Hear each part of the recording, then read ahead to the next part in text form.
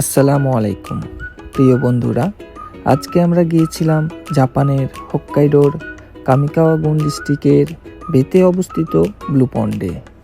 সেখানে প্রবেশ করতে এক সিংহ ছানার সাথে দেখা, না সেটি সিংহ ছানা নয়, সেটি কুকুরের ছানা ছিল।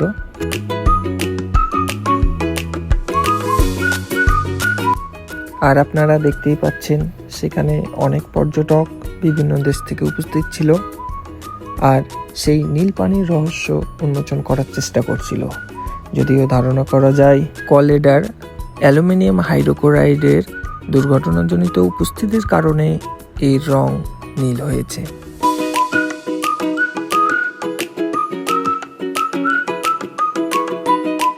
(1988) সালে টোচাকি পর্বতের অগ্নি উৎপাতের পর বে শহরকে আগ্নেয়গিরির কাদা প্রবাহ থেকে রক্ষা করার জন্য বে নদীর উপর এই পানির প্রবাহিত করা হয়।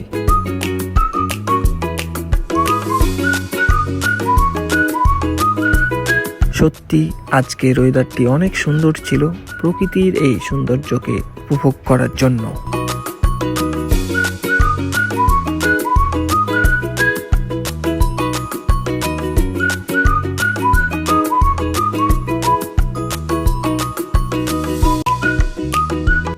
টোকাচি পর্বতের পানি বয়ে এসে এই বি নদীর উপর প্রবাহিত হচ্ছে।